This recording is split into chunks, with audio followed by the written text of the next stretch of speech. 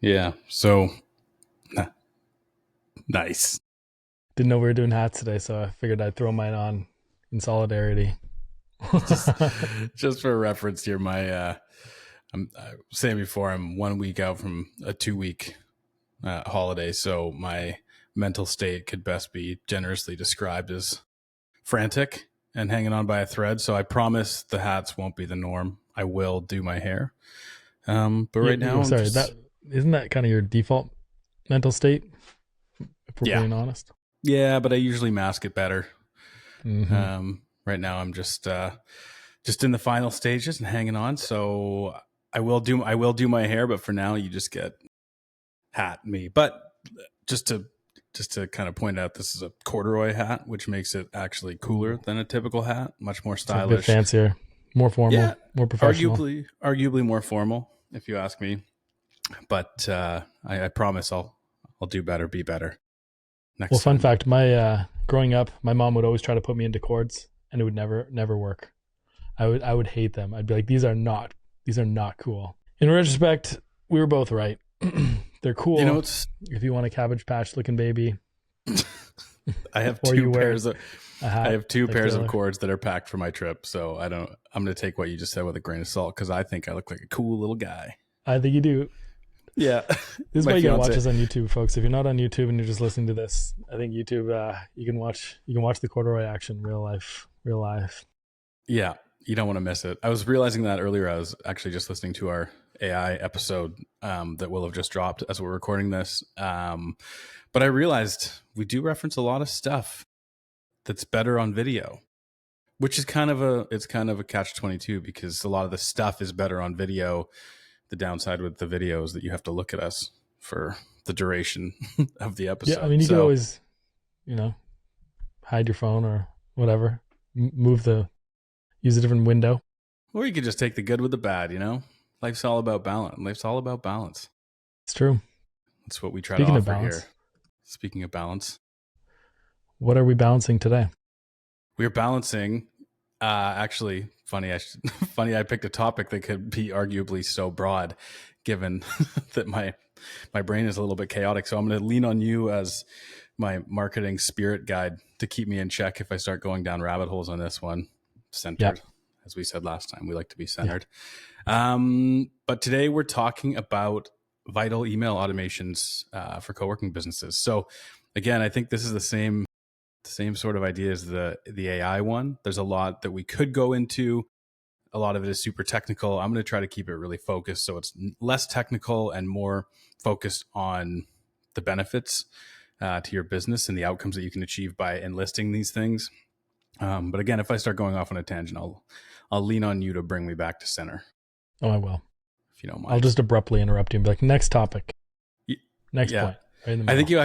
I think you actually said in the last pod that as I was talking, your eyes were glazing over. So that's Yeah, did I say that. that? Yeah, that sounds like Oh something I yeah, would say. very directly. And then I was like, I don't ever want to hear that again. Never want to Let hear that be your anyone say that to me. lesson. Let Yeah, that let be that your be a lesson. lesson to me. It stuck. So Did it? we're Obviously, gonna. we I've could pull internal. that. We could pull that thorn out of your side. It's okay. You do a great job. You're the I've glue inter. that holds this podcast together. You shouldn't say stuff like that. You give me a big Yeah, it's head. true. And the mic placement, so I cool. think it's becoming my thing now. For those not watching on YouTube, I have the mic directly in front of my face because I still 7 episodes in or however far we are now. I still haven't bought a proper mic arm, so I think it's just become my. I think it's become my default. It's become my Part thing, of your and shtick. it's my shtick. I'm just gonna stick with it. So Yeah, there we that go. makes sense. I think it looks Uh, great. You look super thank cool. you, thank you. And the audio is good. I think so. That's really what counts here, anyway. Yeah, you're not. I'm not coming through with my AirPods again, right? You're not just gonna let me record a whole podcast with my AirPods. Still hanging on to that one. Yeah. Still hanging. Well, but you know what? It ended up being. It was. I think it was the. Was it the A? Or was it the? It was the systems episode. It was the We had to systems record. episode. Okay. But it turned out really well. And then also I was laughing because we re-recorded the AI episode with a renewed focus. And I think it ended up being a way better episode than it would have. So Yeah. sometimes you got to iterate. Yes. And repeat. Sometimes iterate, repeat, get it Yeah. right. Okay, There's a so I framework in figured there somewhere. there's a framework in there somewhere. But I figured with this, the best thing to do is the old tell them what you're going to tell them. Tell them. We And should. then We tell. probably should have started with that. I mean, so what are we even talking about today?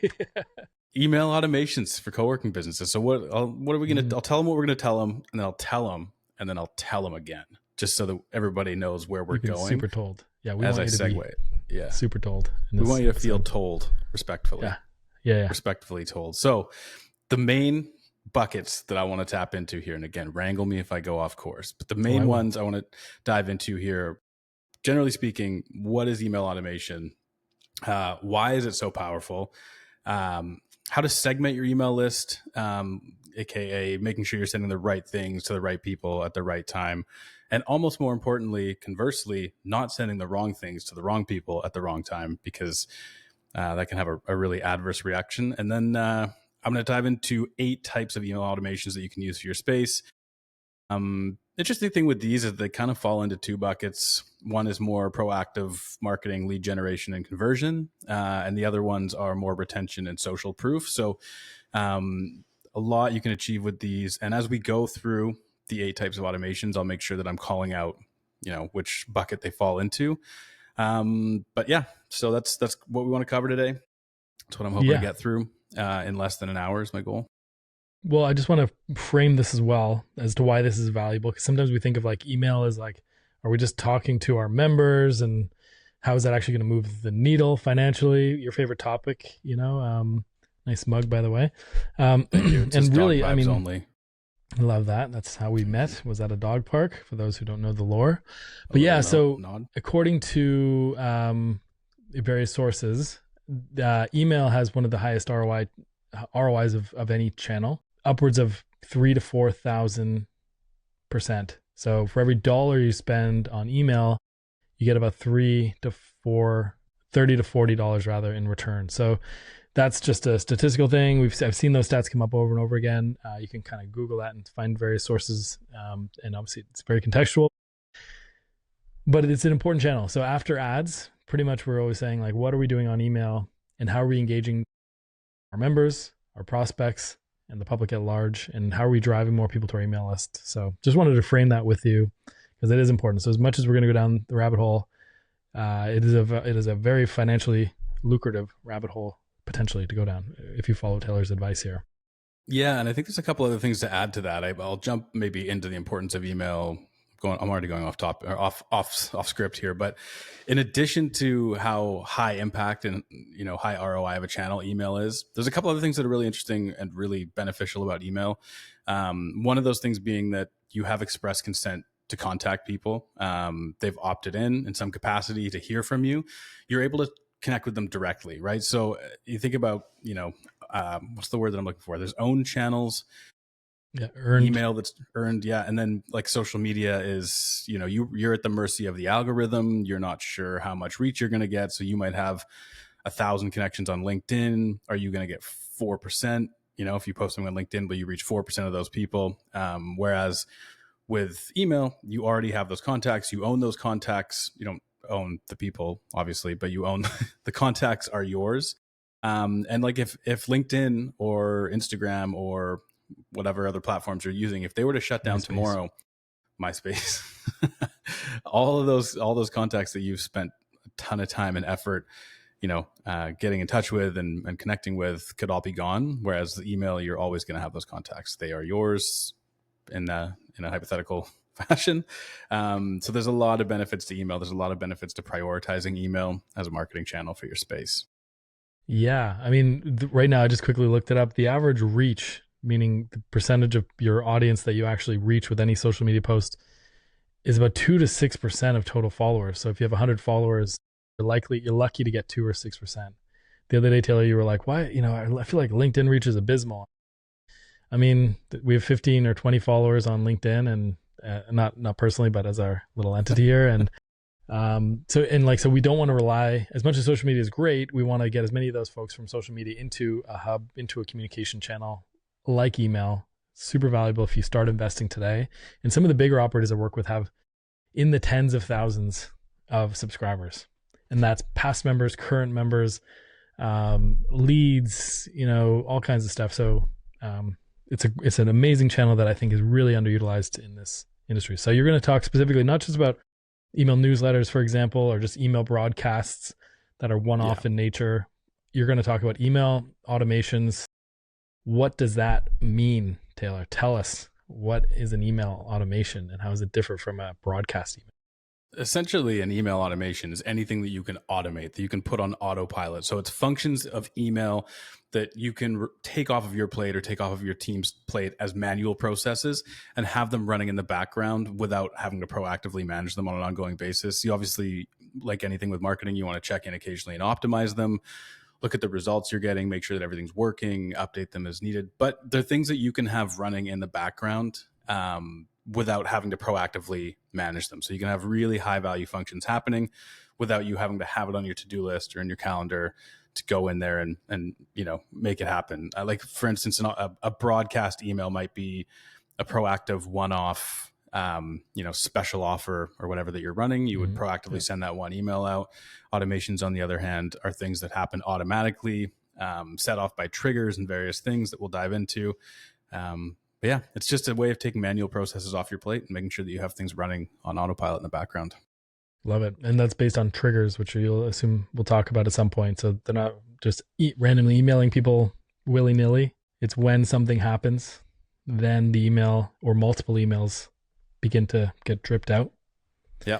The best way to think about a trigger is an action that is if this, then that, basically, at its simplest form. So if someone subscribes to your newsletter form, then they are added to a specific segment or a specific list. Or if somebody books a tour, then they are automatically added to a specific segment or list. So, that actually that's a good segue into segmenting your list, because before you start doing any automations, you want to make sure that your list is segmented to some degree.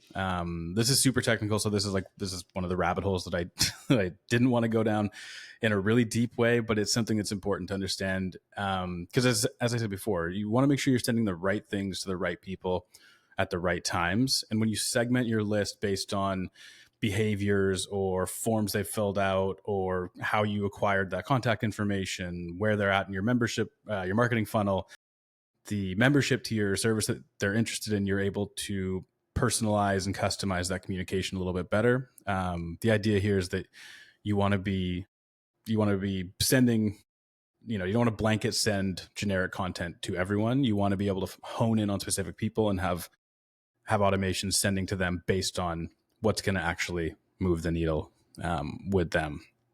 Right. So, okay. So this will allow you to send emails to specific people based on like all those things you just mentioned, including maybe what location they're at, what you said, membership tier, where they are, if they're a lead or if they're, a dead lead or, whatever. Yeah. Even what things forms like they filled out. Yeah. Size of their business, the type of role they're in. That you're getting super granular with those things. And if you have a really sophisticated email marketing system, those are great.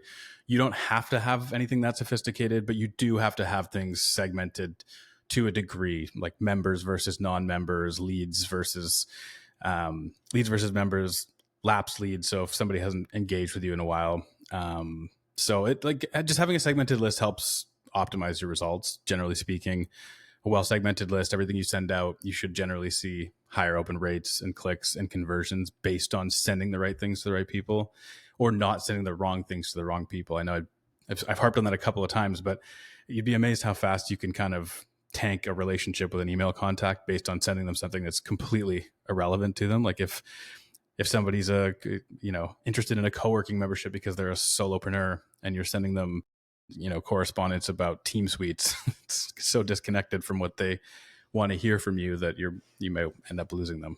And they probably tune you out. At best, they'll stop opening your emails feeling like they're not relevant or there's no value there. Mm-hmm. So yeah, I agree. Timely communications to the right audience at the right time. And so how does one go about segmenting? How do you organize? Do you do this manually? Someone subscribes and you go Google them and then you add them to a group, or how does that work? Yeah, so you should be able to get all of the information that you need generally from, as we said, the forms they're filling out, where they came from, like if they're coming from a newsletter subscribe form, if they're coming from a book a tour or contact us or whatever it might be. You can generally get those informations and set up rules and triggers that categorize them into the right place. One thing that's pretty important to understand here is this concept of tags versus segments. So again, without getting super granular or super technical with this, Tags are essentially they're a static label that would be applied to a contact as they come in. So this would be static things like lead source, like where they came from, how they ended up in your marketing funnel, if they're a referral from somebody else who referred them. Those are things that probably won't change over time.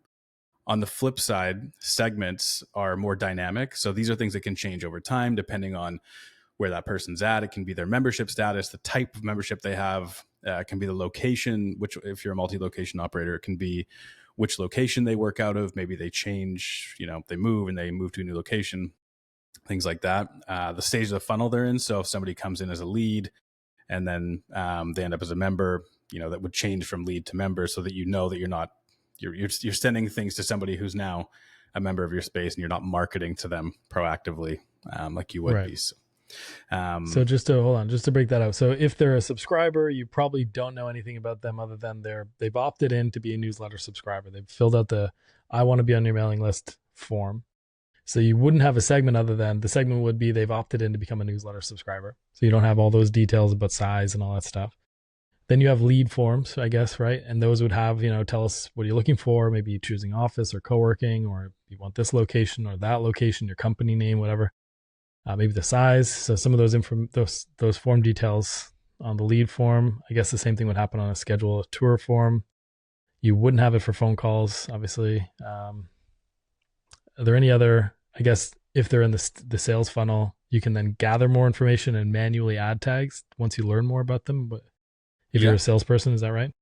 Yeah. Well, and I think there's things, so getting into some of these automations here, there are ways that you can get more information from people in the sales funnel as you get these automations set up. So to kind of give a recap overview here of the 8 automations that I recommend that every operator has.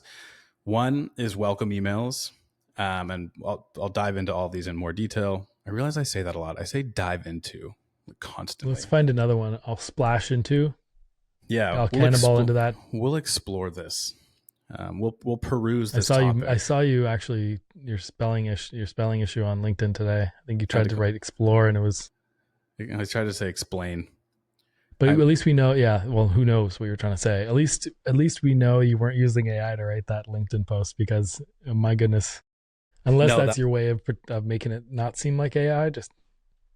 That would be clever, right? Like a little mystique, little smoke and mirrors. But no, that was just mistake. Yeah, that was just me. A typo. That was verbal. That was just me at 5:45 in the morning, pre-coffee, trying to blast out my post on that. He does wake up that early, folks. I do, and you need to caffeinate. I found this at this point in my life. If I'm not caffeinated, nothing happening upstairs. I mean, you're up. You're awake. It's like 5:00 in the morning. You're awake. So lights are on. It's questionable if anybody's home. But he's in the Western. He's in Pacific Central Time. So or Pacific Standard Time. Standard. Yeah. So he's really just like 8 a.m. Eastern. So like I wake up earlier than you. So yeah. So technically I'm sleeping. Technically I'm sleeping in and being lazy. So when I wake up at 7, it's like 4 for you. So I basically wake up at 4. Yeah. I digress. You like to seize the day. Seize my day. Yeah. But yeah. Anyway, back to what we're going to explore, what we're going to dive into. It's my go-to. I'll come back with some fresh material. Yeah, we're going to cannonball into this thing and make a splash. So one is welcome emails, belly flop into, high dive into. Second is lead nurturing sequences. Third is re-engagement campaigns. 4 are event-driven automations. 5th is member onboarding emails. 6 are solicitation of Google reviews and testimonials. The member feedback surveys. And then the last one is personalized touch points. But so to bring this all back full semicircle, full, it's not full circle. Bring it back semicircle to where we started. Oval. Bring it back oval shaped 180. Back to where we started with this. We were talking about how to get additional information about prospects. And hey, I'm trying to keep my game face on here. Sorry, it's your talk. You keep going. I'm breaking. No, we're good. We're good. So take it oval to the top. So welcome emails. We'll oval back to welcome emails. So you can use welcome emails to start getting more data about people as they enter into your marketing funnel. So you can think of a welcome email as once somebody takes action, whether it's subscribing for your newsletter, whether it's booking a tour, whatever it might be, all those things we just talked about before, essentially, are you ghosting people? Like, what happens once they enter into that funnel? So for one, if we're thinking about goals for each of these automations, a welcome email would let you acknowledge someone's interest right away and start to build trust. And as I said, prevent ghosting, right? Like you're setting a tone for the kind of communication they can expect from you. You're setting a tone for the fact that they will receive communication from you. It gives you a chance to encourage some next step, whatever that might be, kind of nudge them towards that ultimate goal that you have. And then, so as coming back to the data collection, this allows you to, capture services of interest if you haven't, get more about their business type, their team size. There's a couple of ways you can do this. You can use a survey or like an embedded form. You can also use link triggers. So with my for Tailmaker, the welcome emails that I do, a lot of them will say, for instance, thanks for signing up for the newsletter. I'd love to learn more about what you'd like to learn from me. And there's 4 buttons there. One is for strategy, one's for AI, one's for email marketing, one's for blog, one's for social, whatever it might be. And they're able to click buttons, link triggers, which automatically tag them based on that interest. So right away, just from that first email, now I know a little bit more about what they're doing, right? If they're interested in AI, if they came from, someone read an email that I sent about our AI episode, and they click through one of the links in there, suddenly I know, okay, they're interested in AI. I can cater the content that I send them a little bit more. So it's just, yeah, your welcome emails, they seem really small, but they're a really important way to collect additional data. So you're calling welcome emails not just for new members, obviously, but you mentioned for newsletter subscribers, tour bookings, leads. So this is the first touch points, depending on how they came in, to your email sequence, not necessarily just as a member, which may have its own welcome sequence. Yeah. Yeah, absolutely. So as I promised in the early outset of this podcast, I'll break this out based on proactive marketing and lead gen conversion versus more of a retention tool.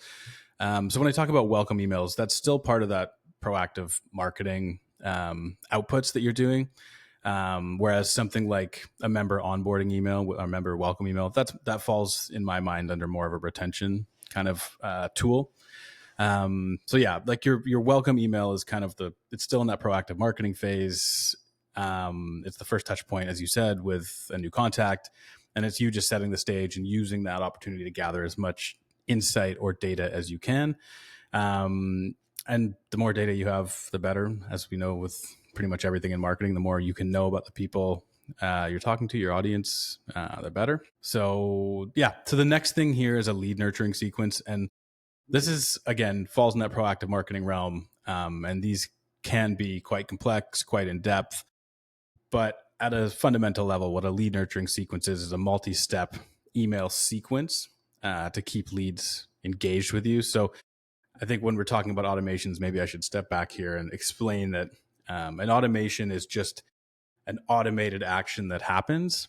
And a sequence would be, let's say, you've got 3 to 5 emails that would go out in sequences at different time intervals or based on different actions that somebody takes. So let's say you send them a welcome email, they fall into a sequence with 4 other emails where you'll send them a promotional offer, overtime or whatever it might be. And then if they say, submit or they take advantage of the promotional offer and become a member, they would automatically be dropped out of that sequence. So just to kind of... So a sequence is a series of emails, excuse me, but an automation could be add a tag to someone once they click on this link, or send them this email, or integrate, with this other tool, send this data to, Exactly. some other tool, so on and so forth. Or it could be drop this or person could be an into the email sequence. Yeah. Or there you go. Yeah. Individual emails or adding to sequences.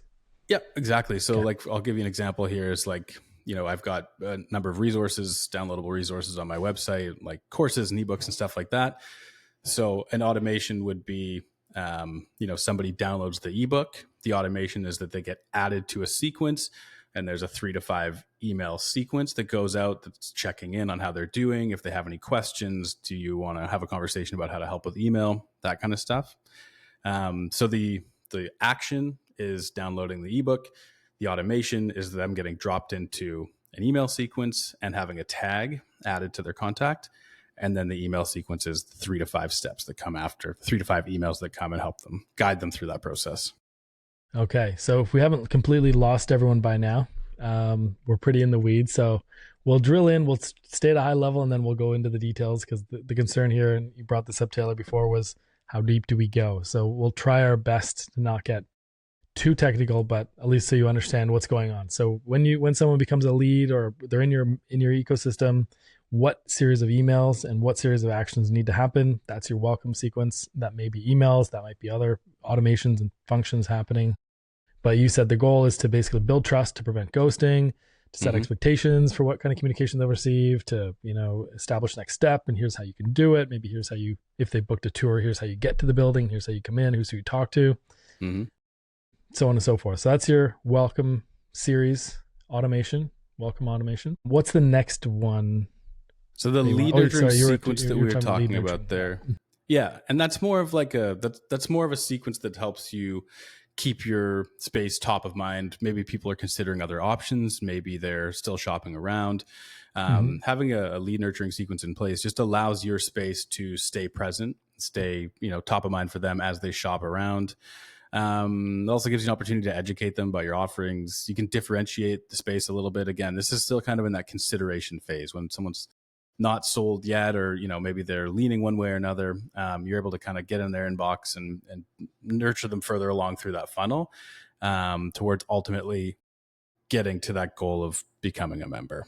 So okay. And so this happens after the welcome email, whatever that is. Now you're like, okay, let's continue our relationship. So even though you may get newsletters, which might be our broadcast emails, you're still getting other stuff that we think is important to you in your consideration journey. Until you become a member, we're going to send you a few articles or links or information about the business to kind of warm you up and get you to buy or move on to the next phase. Yeah, exactly. Okay. It's just that's a great way of putting it. It's just keeping people warm, whether they're shopping around or in the consideration phase. You're just keeping them warm, keeping them interested, and ultimately trying to just tip them in favor of your space. Yeah. Like you said last episode, an educated buyer is a happy buyer. So it kind of educates them. And cool. All right. So that's your lead nurturing. That was a fantastic callback. That was good. Yeah. We'll have like, to finish at the end with that too. Make a bookend. Learn that concept. Well, I was thinking more in the context of stand-up comedy. One of the things they always do is the callback. You're going on a tangent and you call back. So that was if they end the comedy with that callback, then you just walk away. They drop the mic. Yeah. Yeah. I probably won't be dropping the mic on this episode because there's too many callbacks, but I think it's very intricate. We'll get there. Okay. So number 3, still in that proactive marketing lead generation bucket, would be re-engagement campaigns. So let's say you've had somebody book a tour, you've had somebody, get in touch, whatever it might be, but they've kind of fallen off the radar. They're not engaging with your emails anymore. They're not seemingly super interested in what you're selling. So the question there is, do you just take that contact and let it fall by the wayside? Or do you find a way to try to get back in touch with them or to get them re-engaged? So the idea here is just not giving up on a lead that you've worked hard or spent money to acquire, depending on how you're getting them. So you can use re-engagement campaigns to wake up cold leads without being spammy. I think that's a really important consideration for anything in email marketing. Don't just send spam. That comes back to your list segmentation and the data that you have about those people. Make sure it's relevant. You can offer them a re-entry point. So sometimes this is like exclusive offers, right? Like if somebody's tapered off or they're not interested, maybe you can get them interested again with a first month free kind of offer, whatever it might be. Inviting them to an event, things like that. It also just gives you an opportunity. Like we never want to give up on a lead, but if somebody's really off the radar and they're gone for good, then it lets you purge your list a little bit, make sure that you have good list hygiene, which is another topic I don't want to go super in depth on, but just making sure that your list is clean. So if somebody falls off during your lead nurturing sequence, or they've become a contact and they've faded into oblivion for a little while, the idea here is don't give up on them. Find a way to re-engage that lead and see if you can draw them back in, and ultimately try to convert them. Yeah, this feels like it's particularly useful if you don't have a lot of sales staff, or and you want to kind of not have to slow yourself down to go and check in with past leads. Usually I would like, by the way, I think we need to caveat this. You don't need all these automations, the ones we've talked about, the ones we're going to, but they can help in the right circumstances, because sometimes you want to reach out to past leads directly. Sometimes you just want to drop them on your mailing list so that they get a sense of what's going on in the space. And inside the mailing list, there's promotions and so on and so forth. So, like in terms of re-engaging people, the best way is to what? Like, do you think is it just checking in? Is this a sales automation, and does this look different than a newsletter? Yeah, Like, I this guess is yeah, much. start It's there. much more sales oriented. I think like with a newsletter or things of that nature, it's much more of an informative, organic sort of like it's a mix of salesy and not salesy. In my opinion, the best Right. newsletters. Yeah, value I, added. value add. I think re-engagement campaigns are definitely much more of a sales oriented tool. It's much more about trying to figure out what that hook is, that thing that entices people to maybe reconsider. I mean, here's another good use case potentially for this. After people cancel their membership, checking in with them in 4 or 6 months. It says, hey, just checking in. I mean, there's two kinds, right? One that obviously feels like marketing. It's like, hey, as a past member, we support da da da, and like we'd love to have you back. We're offering 3 months free right now for the person who recently signs up for a 12-month commitment, whatever.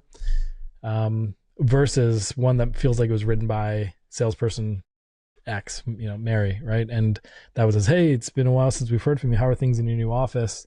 It could be either of those things, right? It could be like, how, just checking in, how are things going?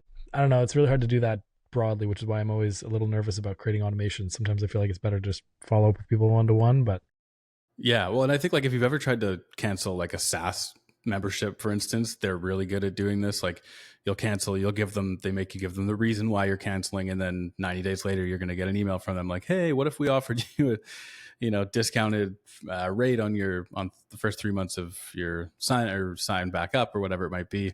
Uh, but again, I think to your point, like if you have the bandwidth for proactive outreach, personal outreach, that's probably the better option. But for teams that run lean, if you don't necessarily have the bandwidth to follow up with every lead that has fallen off the radar, these can be a good way, albeit slightly less personal way to re-engage with people. So it's helpful for yeah. teams that don't have a lot of capacity to do this stuff, but don't want it to be like forgotten about. Yeah, I think I'll add one more thing and then we'll move on to the next one. If the person ends up being a disaster and you don't want that member back, I think it's good and wise to unsubscribe them from all mailings in the future, just to eliminate this part of, let's say you had there was just something that didn't go right with their membership. And then in like 6 months, like, hey, we'd love to have you back. It would be kind of strange for you to invite someone who maybe, made it into their living abode, for example. Yeah, So I like guess, yeah, just piece of if they advice, were get rid of people if they from your were no list. fun at your happy hours, Yeah, yeah, they yeah. made a scene at happy hour. Exactly, exactly. Yeah. If they don't buy rounds at the pub, that kind of thing. Oh, if somebody doesn't buy rounds at the pub, like if you're at They don't get Juicy and you're invited not next time. buying a Guinness, we're not hanging out. Yeah, that's true. That's But true. so So it's good to know. to your point, I You think there delete is them from your mailing list if they don't buy you Guinness. yeah, Yeah, that I kind of thought that was par for the course for everybody. that should have been expected. But sometimes it's easy to forget that, right? So if if the person's not a good fit, delete them from your mailing list, because trust me, you don't want them being like, "We're suing each other. Why are you why are you emailing me?" We are in litigation, sir. Yeah, yeah, yeah. This is not the time to be offering me a really incentivizing offer. Well, I think on to build on what you just said, I think it's like we're talking a lot about automations, but I think that there is definitely still an element of manual management to your list. Like you still have to pay attention to it. You can't just set up, triggers and automations and just have it all run 100% flawlessly. There isn't you have to be engaged with it as well. So it's helpful to have a dedicated person. It's just if the dedicated person is swamped or stretched thin, then these things can help them kind of extend their bandwidth a little bit more. Got it. All right. What's the next one?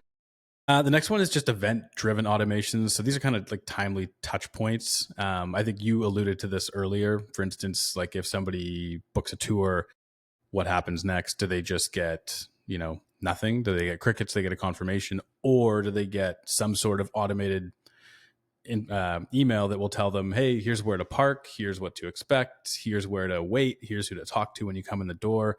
All these things that can help your space feel more familiar before they've even walked in, so they're not just feeling like they're coming in blind. So that it can be things for tour bookings, it can be for meeting room bookings. You can also do this for membership renewals. So this is one of those ones that is a little bit more on the proactive marketing side, but also falls in the retention side. So if you know somebody's Personalized. if you know somebody's membership is coming up for renewal in 60 days, you can start the conversation of getting that renewal locked in early. But yeah, ultimately, a couple of goals with this. You can confirm details and kind of minimize no shows. I think that having these automations for people who book tours or whatever it might be, it gives them an opportunity. If they can't make it, they can click to opt out. That way your staff isn't sitting there waiting for them. They're able to better allocate their time. By the way, tools like Calendly have some of these features, which kind of work really well because it knows when the event is going to happen. You can fill in all this information. It reminds them of the time, the date, the location, who they're meeting, where to go. You can add all that info. And then after the tour, it'll send them follow-up emails. So you can sometimes customize your existing tools to do this rather than bringing it into your CRM or email automation tool. But yeah, this seems like you can do both. I think the concept works the exact same, if I'm not mistaken, unless you have other thoughts. Yeah, well, you can tailor it to I think there's a balance of how often you should send the the pre follow-ups. Like, do you want to be getting a reminder 24 hours out, then 12 hours out, then 3 hours out, then 1 hour out? Or you can customize that cadence based on what feels right. With some of those tools, you can also level up and incorporate SMS messaging too. That's a topic for another day, but you can also, if you have their phone number, it can send text reminders depending on the tools you're using. Well, I know you're going to talk later about surveys, but so maybe I'll talk about it then. But surveys would be another example of like a post-tour survey, getting a gauge on people's feelings and thoughts. I'll dive into my example in that section. So just to keep you waiting in suspense until then. We'll oval back on it. We'll oval back on it. Exactly. Yeah. All right. We're belly flopping into the next. So that was your kind of what would you call this one? Event-driven automations. Yeah. Yeah, it's just anything that's an event that takes place, you can automate a follow-up to make sure that you're reminding people. I guess with the surveys, it kind of falls into the same point. So that was a good point. We'll oval back. And the next one is member onboarding email. So now we're kind of pivoting more into the realm of retention. I have a bit of a passion for this one. It comes from having joined a number of co-working spaces in the past, and he gets kicked out of all of them, so he's got to keep joining new ones. That happened twice, and it's not my fault. He buys Guinness rounds now, but there was a time. Only hard-learned lessons are the ones that stick. You know what I mean? It's true. Yeah. But that's why you're so good at member onboarding emails. Yeah. Well, you got to feel the pain in order to know what's up. But totally. Yeah. So I've joined many spaces. It's funny. Like I don't know if I should share this opinion, but I find that often it's kind of the smaller operators or the local operators that have this more dialed in than the larger guys.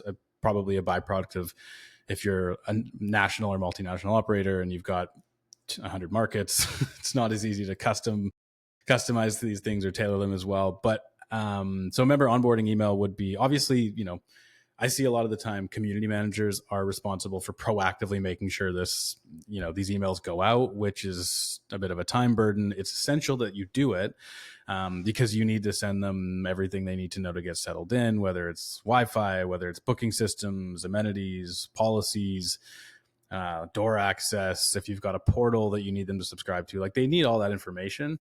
But it doesn't have to be a manual process that every time a new member signs on that your community team is clocking okay, I got to get in there and I got to tailor this for them. I got to send this out to them. Having that just automatically happen based on when they become a member is a massive time saver. I think also to your experience, I've done several onboardings with people and it feels like you kind of get dropped in and then the person kind of leaves. Maybe they give you a booklet or maybe you get an email and then there's a few emails, but then it goes away. I think sometimes dripping out content that goes, hey, have you tried our events? Have you come to one of our social hours? Have you Did you know you save 20% on bookings when you book for a full day, or like whatever. And basically what you're trying to do is encourage utilization. So you're like, how do you get them to use all the various amenities and features we have? Did you know we have a rooftop terrace on the third floor? Do you know you've got access to the fitness facility? And rather than just like, you'll probably dump all that information on, but if anyone's ever started a new job, you know that you don't really retain anything. And so like Yeah. this balance of here's everything, but over the next 6 months or the next 6 weeks or whatever timeline you have, here's a bunch of information that you're going to need dripped out to get people to really engage. Yeah. I don't know if that's part of your methodology there, but I found just from my experiences, you either get dumped in the beginning or just completely ignored, and there's very little ongoing communication on that regard. No, I think that's a great point, especially for spaces where there's a lot going on. And so that kind of ties into like what I've seen as a better, or like a practice that I appreciate more from a space when I'm signing on, is like, obviously you get all the technical information, but often it's just from like a generic, it's not from a person. You don't really you don't learn who's operating the space. Like, I like using these, whether it's in the beginning, I guess dumping in the beginning and then dripping out after, but like not just the space, but like talking about what outsourced amenities, if you will, are in the area. So like, people come to your space to work in your space, but they also want to know what's happening around the space. Like, what are the good local restaurants that you can go to for lunch with a client? Where's a great place to grab a coffee?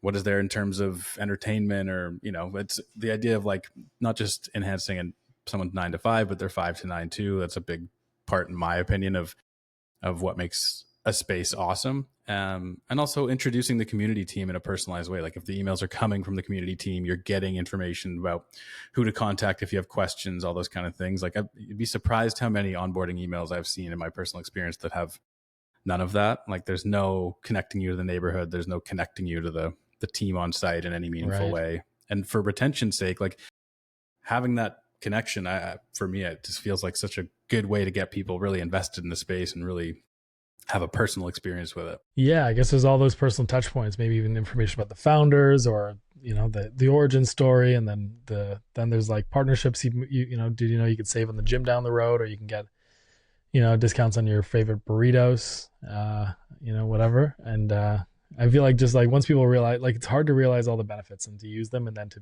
like, a lot of people will be 6 months in and be like, I didn't even know you could do that, and I've been paying at that gym full price this whole time. Yeah. Oh, it's such a comprehensive experience. I feel like the whole point of co-working is that it's a more comprehensive experience, and you want to get people invested into all of it. They're not just coming for the desks and chairs and walls and doors. They're coming for the community. They're coming for the perks. They're coming for the benefits and the amenities and all that kind of stuff. And if you're not accurate or adequately communicating that to them, how can you expect them to get the full experience? Yeah, I'm with you on that. So what's the next one then? So that's member onboarding emails.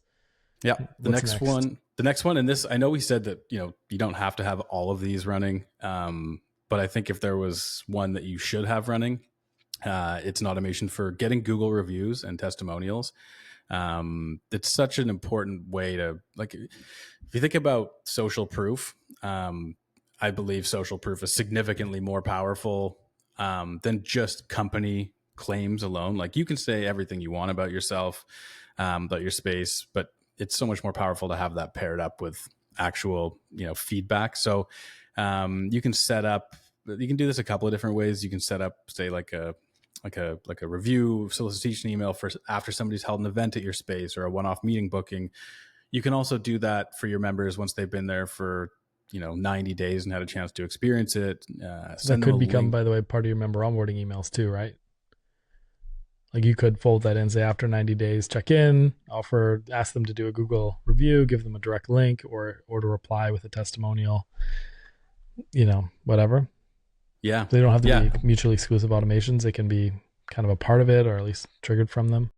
Yeah. Well, I think, like, it's good to have that in your onboarding, but I also think you want to make sure that you're capturing those from one-off spaces or bookings. Like, if somebody books a one-off meeting and they're not technically a member, you don't want to miss them. So you can fold that, I think, into your onboarding. You can also have a standalone for those specific events that happen. But these are huge because, like, your online presence is how people find you. So having that social proof, it helps boost your SEO rankings locally. Like, everybody looks to the Google Map Pack and Google Business Profiles. I had a couple of stats here that I'd looked up earlier, and it's 87% of consumers turn to Google to evaluate local businesses. Almost 80% of people trust online reviews as much as personal recommendations, which is crazy. Positive reviews increase the likelihood of purchase decisions by up to 91%. And the Google Map Pack accounts for almost 45% of all clicks in local search results. So it's not just a cool thing to stick on your website and have a testimonial. It's really important. If somebody's searching for a local co-working space and you're popping up first with 100 positive reviews, it's going to sway people in your favor significantly. I mean, you skipped a big one though. Which one's that? The one was businesses with more than 82 total Google reviews generate 50% more revenue than average. It's kind of a big one. So I think there is this thing of like the person or space who has the most reviews will disproportionately get at least eyeballs on their website, or at least consideration. And so like whatever you got to do to get reviews is huge. And then automating it, to your point, whether it's member onboarding or as a trigger after one of these single purchases, or as a part of your quarterly series, every quarter, send this to people within these different segments you've defined. Anything you can do, plus all the offline stuff like a signage in the restrooms or the kitchens or the common areas, or little tap cards in the front desk. QR codes or whatever. QR codes, yeah. We're literally going around asking people, tapping on their door and say, hey, would you mind doing this for us? Like, might work. Well, and benefit. Like we talk about email being a high ROI platform, and this is like as high ROI as you can get. This is such a simple thing to implement and have running in the background, but it can have such a massive upside in terms of tangible ROI. So yeah, if you're going to do any of these, this is one of the ones that I think you should definitely do. It's low barrier, high impact. And what's the best way? You would do that based on any transaction? Yeah, so there's a couple of ways to do it without getting into the weeds. So again, this kind of comes down to how you tag and segment people. But if you had meeting room booking complete, it's important that when you look at these transactions, that they're completed transactions, because you don't want to have somebody book and cancel and then they still get a Google review solicitation. So it really, again, without getting into the weeds, it depends on how things are set up. But it would be, say, like meeting room booking completed, or event space booking completed, or like after your member onboarding email goes out, you could have a trigger set up. So 90 days after that, this review or this Google review email goes out. So there's a few different ways to do it. Again, it really does come back to how you have things set up on the back end, but it can and should be a fairly simple one. Cool. Awesome. Okay. So what's next? That was Google reviews and testimonials, and you can use those testimonials on your website, so on and so forth, around the services, around the book now buttons, that kind of thing. So what's next? So member surveys, is that what you said? Yeah. Member feedback surveys. So this is such a big one. Just in terms of, you want to get actionable, real feedback on your space and the experience that people are having there, so that you can take that insight. Like the most valuable data that you'll get from anybody is from the people who are actually using your space. They'll be able to point out, opportunities for improvement about your space, your services, the tech, the staffing, events, community engagement, amenities, whether it's, positive or constructive. You're able to take that feedback and put it into action, so you can optimize the experience that people have in your space by getting real feedback from them. From a business perspective as well, this gives you a really hands-on look at the ability to identify potential issues that members might be having before they turn into churn risks. Like if there's something that's really awry or really amiss in your space, and maybe you don't realize it, and it ends up being something that you lose members over, getting feedback from people can help you mitigate that, reduce churn, support better retention. Also maybe gives you opportunities to identify, or to, a chance to identify upsell opportunities. If there's, complementary services that you could be offering to people that you're not, you could identify those as well. You can also use data in, this data in marketing. I have a survey template that I can share in the resources for this, just to help give you a look at 10 questions you can ask. But if you get really good feedback, like let's say you put a question in your survey, has your productivity increased since working in this space? And overarchingly, resoundingly, everybody says yes. You can put some sort of data in your marketing materials, like based on survey results. 88% of our members have experienced higher levels of productivity since joining the space. Just those little bits and bites. But yeah, so you can really get like feedback you can use and put into action to boost retention and help sell the space. So I've got a couple I've got a couple examples of this that I've implemented that we can maybe bring up to give you more, to paint more colors to what you're talking about. Number one, I think you mentioned this before, right? Like identifying issues early before they escalate into churn risks. But there's this concept of like airing of the grievances, you know, if you remember Seinfeld. Yeah. And what you want to do, a lot of people go to Google when they feel like their gripes haven't been heard. When there wasn't someone who listened and said, I acknowledge it, that's our bad, here's how we're going to make it right. So a lot of times people go to Google because somewhere along the line the relationship was not managed properly. Yeah, and there was no one there to take accountability, to listen, to hear, and then to own it. And so you want people to, you want to give opportunities both automatically through these kind of, I don't know what to call them, gripe surveys, just surveys in general, so that people can tell you when things are not going right, either anonymously or like, directly tied to their account.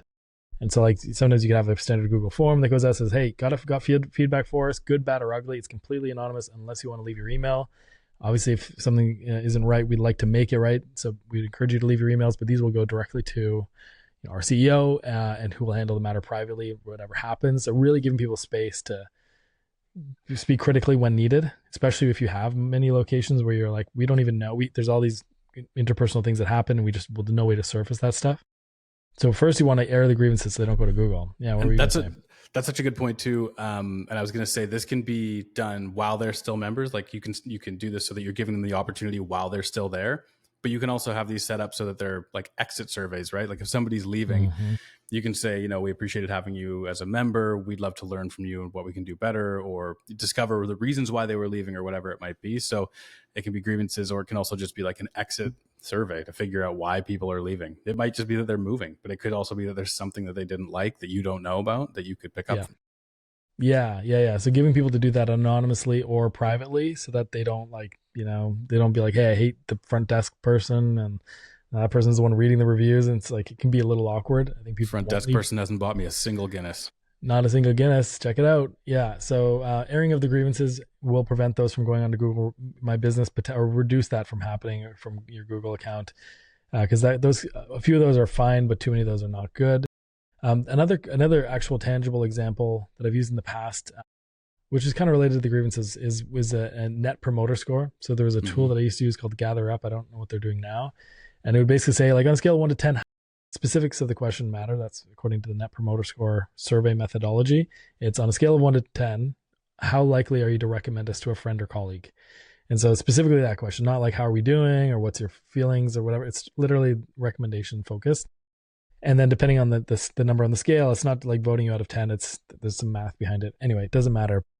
What I've done in the past is actually have people leave that Net Promoter Score, select the number, and then the page they see, if they left an 8 or 9, it says, hey, thanks so much for, like, would you mind, if it was a 10, we'd give them a thanks so much. Would you be willing to leave us a review? It matters so much.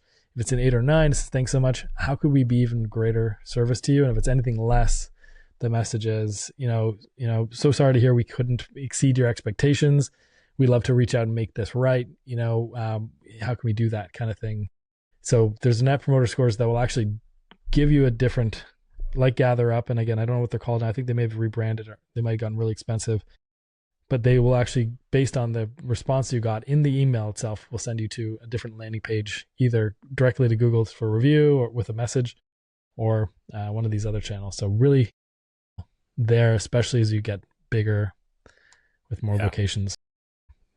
Great point. And the last one, really quick, is this is the one you wanted to oval back on. This one, right? This is the one we're going to. This is the one I wanted to oval back on. Yeah. So this is something I talked about on stage back in 2019, I think, at the GWA conference. So it's not like proprietary knowledge, but with IQ Offices, we set up when I worked with them, post-tour survey, and it was basically 4 questions. It was kind of like, what are you looking for most in a space? What do you like about our space? What might hold you back, or what might be a negative factor contributing to your experience? And then number 4 was like anything else you'd like to add, right? And so what we were really looking for is like, what do they want? What's most important in a space? That's actually the main message. And then 2 is kind of how warm or cold they are. And 3, like, what could we do better? What could we mitigate, right? In the sales process or otherwise. So that would go to them right after the tour. But what I ended up doing, operationally, I'm sure they use this in different ways than me. What I ended up doing was looking at, well, what keywords were mentioned the most in the question of what's most important to you in a space. And the three words that came up was privacy, security, and professional. And so in various versions of that, but more or less those were the three words. So I turned that into ad copy. I said, sign up for so this would be like a Facebook ad caption, for example. So, secure, private, and professional office space right in the heart of downtown Toronto. And so that was language that we literally pulled from people's mouths from the survey. And we offered, I think, gift cards, or no, it was a free meeting room hour if they completed the survey. And there was a pretty good uptake on that. So you'd think that people would be like, that. yeah, like it seems good in theory, and then you do it and like crickets. There was actually a good uptake, and I think the free meeting room credits really helped to incentivize that. It's really, you can't incentivize Google reviews. It's like against their policy, you got to be careful with that stuff. But with poster surveys, you're allowed to do whatever you want, obviously. It's super valuable from a marketing perspective. I'm sure maybe it was helpful to some degree on the sales side or operationally, but it was really valuable to see wow, disproportionately these words described what they actually wanted in the space. So let's make sure that's in our messaging, and let's talk about how that maps to their actual product. Yeah. And on that note, just to kind of, to your point, tie this a little bit back to a broader marketing application. One of the things, when I'm onboarding new clients, one of the things we do is we sift through all of their Google reviews to look for commonalities and, points of what people love about the space. If I can, I'll interview members, but barring that, you can also, if they have data like this from surveys, from post-tour surveys, from member engagement surveys, whatever it might be, we'll actually root through all of that data, look through what you did, look for commonalities, look for those points that you can weave into your marketing that moves the needle with people based on what they're actually saying is relevant and matters to them in that co-working experience. Yeah, you can do that with Google reviews as well, by the way. You can export or copy and paste all the Google reviews into a doc and then look at the common words and figure out what's important to people. And anyway, it's a love hate when they have 100+ Google reviews, because you love having the data. Sifting through 100 Google reviews takes time. Well, now we have ChatGPT. So this was in a world where ChatGPT didn't exist. So I was doing this old school. Command F, find. Legwork. Just looking for words, actually manually searching, adding them all up. But it was pretty stark, the words that stood out, and then being able to use them, because that was related to their product. So your mileage will definitely vary about what's important to people. So that's member feedback. So if there's anything else to add to that before we move to the last example?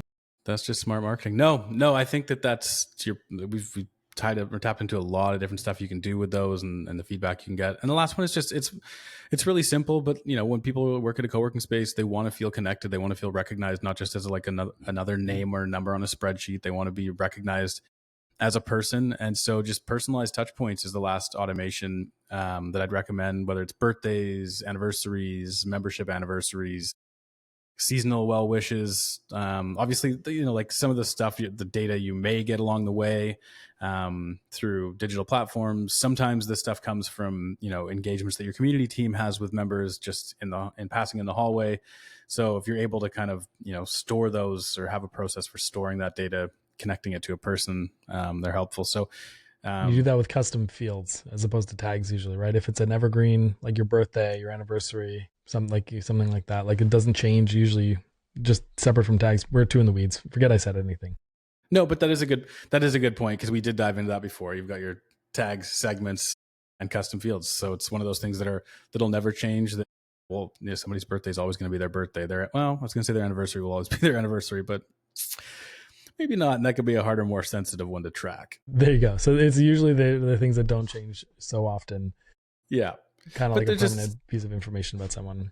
Yeah, exactly. And as we said before, email automations are great. Email marketing does require some degree of manual work to, keep the list clean, keep the contacts, dialed in, and also to capture this kind of, personal data. But I think just having those personalized touch points is huge. I was actually talking to Giovanni Pallavicini a month or two ago, and he was telling a story about a friend who went into a co-working space, and they had a really personal,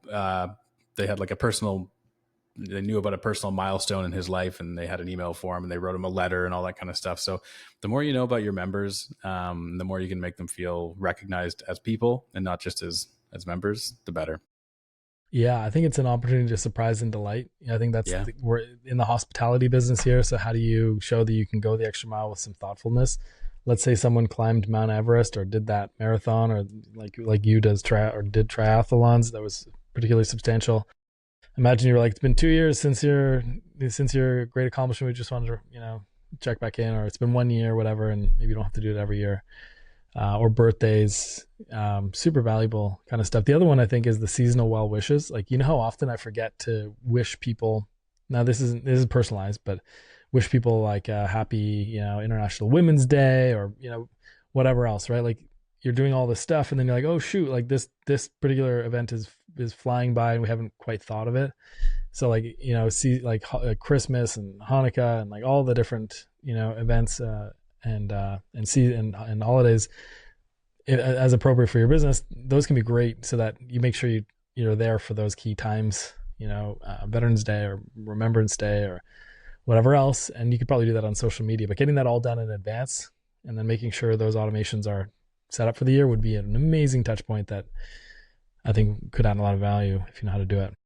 Yeah, absolutely. And that's kind of the point of the automations, is put some of those things on autopilot so that they're happening in the background without you having to proactively manage them. Yeah.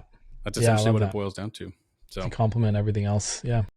yeah, exactly. It's all just part of the ecosystem, and there's a lot you can do. But yeah, welcome emails, lead nurturing sequences, re-engagement campaigns, event-driven automations, member onboarding emails, Google reviews and testimonials, member feedback surveys, and those personalized touch points.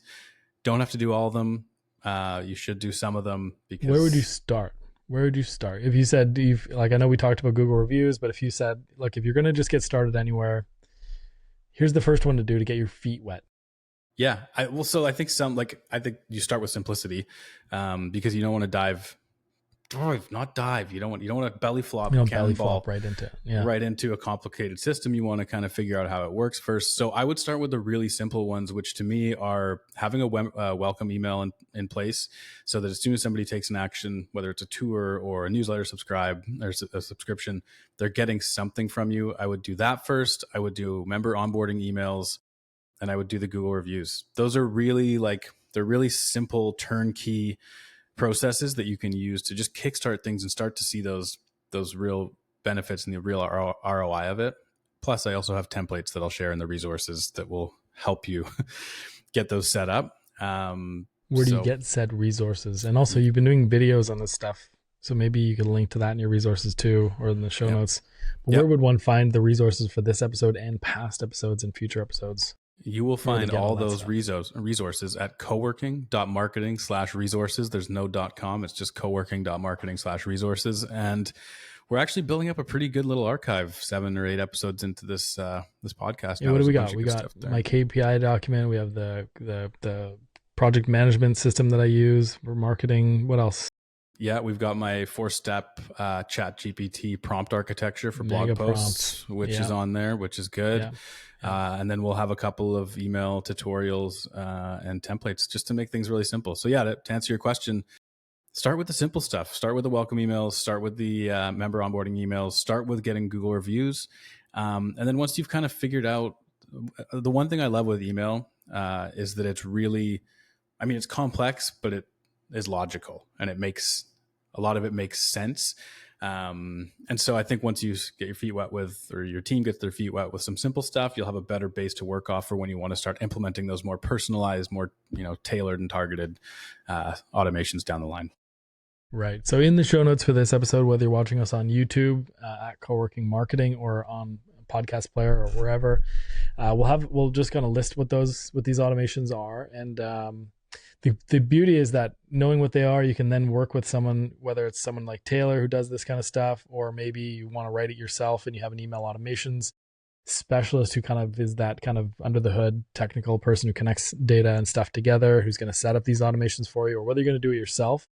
I think knowing like what should we choose first and how should we begin that process. Like your member onboarding emails, your sequences are not going to be, you might start with one email and then add a second one a week later and then add a third one for 2 weeks. And so you might kind of incrementally build these things out into a holistic, experience. And that's kind of the goal, because these things really are assets in your business.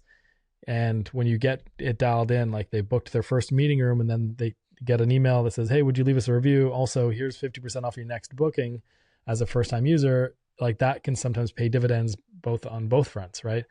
For example, re-engaging or getting that review and maybe offering them at the same time so that people feel like, wow, this is a nice gift. Even if I don't leave a review, I'll get 50% off my next booking or whatever. These are little assets that incrementally add profit, add value, add revenue, and add good experience, and hopefully retain members longer and help the leads and prospects warm up to you faster if you do it right. So I would say don't try to solve all this overnight. Either work with people who know how to do this stuff or incrementally build it out as you have time. I think you'll benefit from even one small step at a time. I think you might agree. Couldn't agree more. And just before I let you go, you didn't say that your eyes glazed over, but did they? And at one point they did. How many times? Only at one point they did, but I think I might have just been distracted. Yeah. Well, don't worry. There's an automated email follow-up survey that I'll be sending to you to gauge your satisfaction with this podcasting experience. Will it be anonymous? No. Well, then I'm not leaving a negative comment. I need this to be anonymous. Well, one eye glaze is better than three. I don't want it to be awkward on the next episode. So if you make it anonymous, maybe someone will leave some feedback. I'm only going to send it to you, so it'll be anonymous, but I'll know exactly where it came from. You're not supposed to say that. You're supposed to say it's anonymous. It's anonymous. Come on, folks. It's like he wasn't even listening. No hard feelings. So I think we can bookend this with a nice belly flop. I forgot what thing we were going to try to bookend that I brought back from the previous episode, but we need to oval back on it. We're going to bookend it with, what was the previous episode? AI. Yeah, I completely forgot what I hooked back into that you complimented me on. But we're going to end on that note. And thanks as always for listening. And leave a comment if you're on YouTube. We'd love to hear that. Otherwise, we'll see you in your favorite podcast player. Get over to coworking.marketing/resources where we have to set up more automations. But our single automation will send you a list of resources from all our past episodes. Hope you enjoyed this one, and we'll see you in the next one. Thanks, T. Thank you, sir.